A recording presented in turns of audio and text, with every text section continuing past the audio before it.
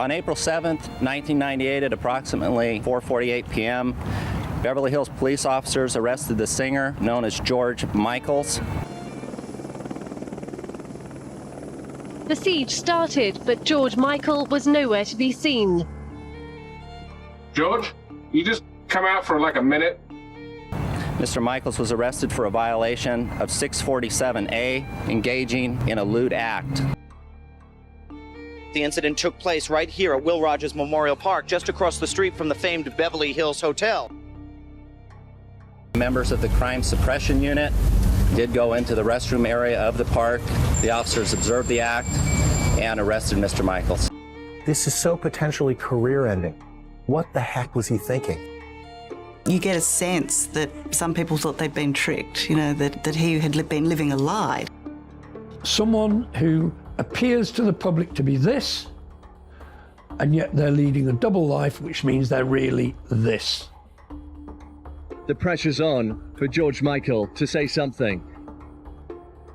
George Michael was a straight-down-the-middle teenage pop star. George, I want your sex. They were marketing very specifically to that teenage audience. What do you think of rap? A lot of people fantasize about you. What sort of people do you fantasize about?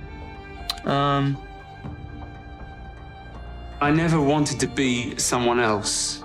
I wanted to be a star, and I wanted people to love me, you know, and recognize me in the street. As a child, that was what I wanted, but I never really wanted to be someone else. With George Michael, there was this constant rumour that he was gay. But he would never say this. This is a guy who's achieved what every artist would dream of achieving. I was looking at him as like, wow, that would be the ultimate goal if I could kind of do what he's doing. The success was so much more than I had ever dreamed of. And then I had this desire to escape. The basis for me going to do the shows in Rio was I wanted to see Brazil. The front of this 160,000 people, there was this guy over on the right-hand side of the stage that just fixed me with this look. He was so cute. I suddenly thought, oh my God, I'm a massive star and I'm gay. I'd box myself in. You know, careful what you wish for. He was always looking for the one. Well, Anselmo was the one. The nicest person, the nicest man you could ever meet in your life that simply gelled with us so fast, right, that it was like, this doesn't happen. Anselmo was the first time I think I really loved someone selflessly. It was kind of immediate. Everybody, with the exception of my family, was introduced to him very, very quickly because I felt immediately that everything had changed. I came from a very oppressive household. When I was a kid, my mother had this fear of me being gay because she thought that would mean I couldn't cope with life. And my father just wouldn't have even considered that he could have a gay son. Because being the domineering father I have been, or I am, I wanted to dictate terms to them.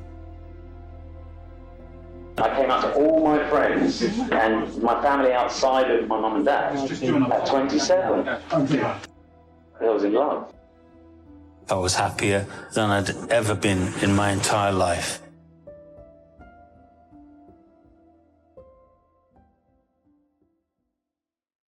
Anselmo and I were in LA when he was advised to go for his test.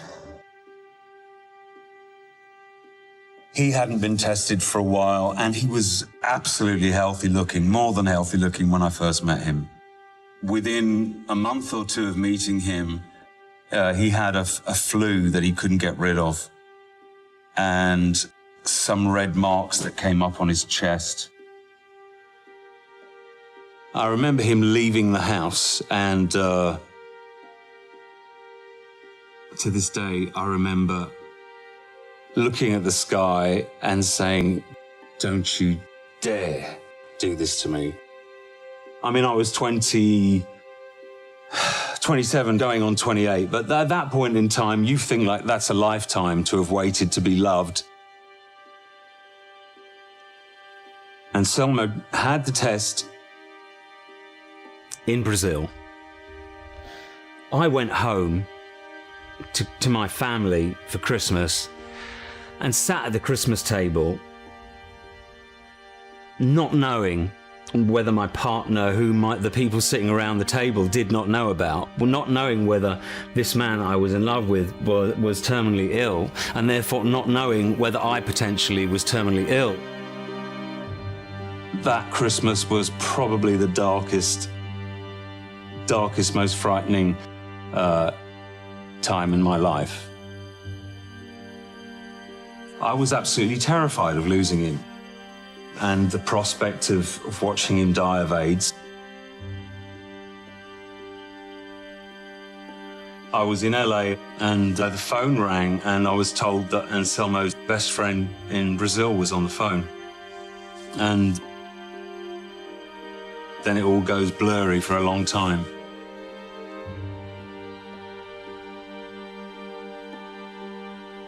He was my savior.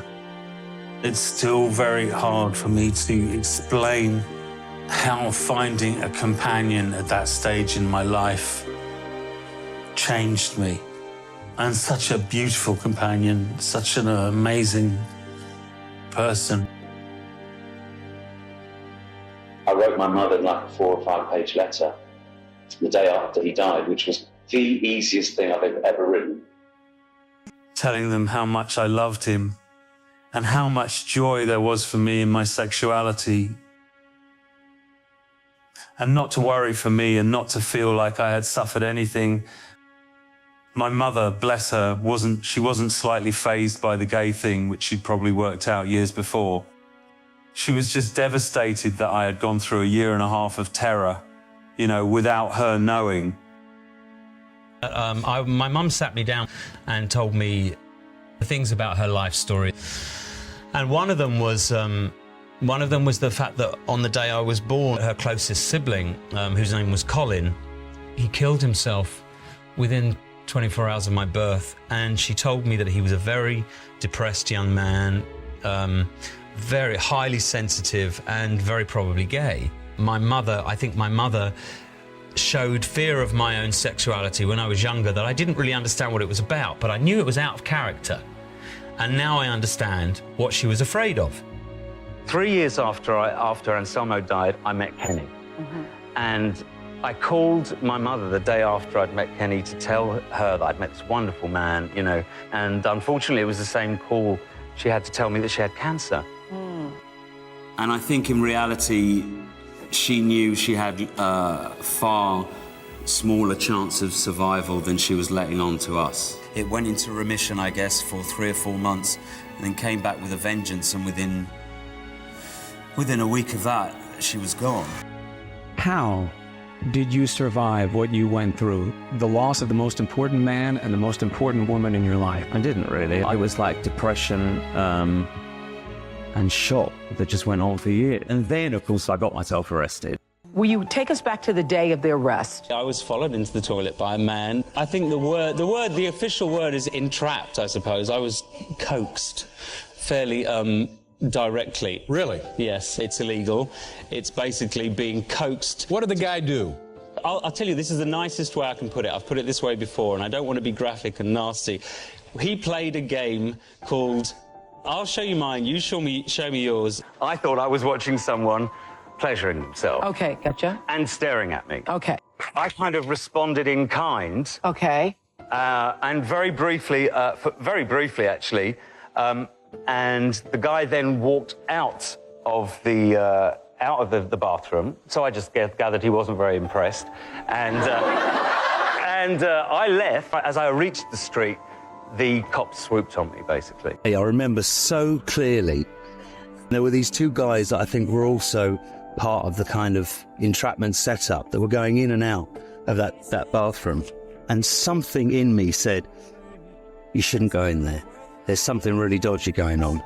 But I went. At the point that it happened, which was about a year after my mother died, I think at that point in time, I was still very angry about her death. I think I chose to distract myself from the grief of losing her by doing something where I'd have to fight for my life, almost. My life had been about other people, about terminal illness and bereavement.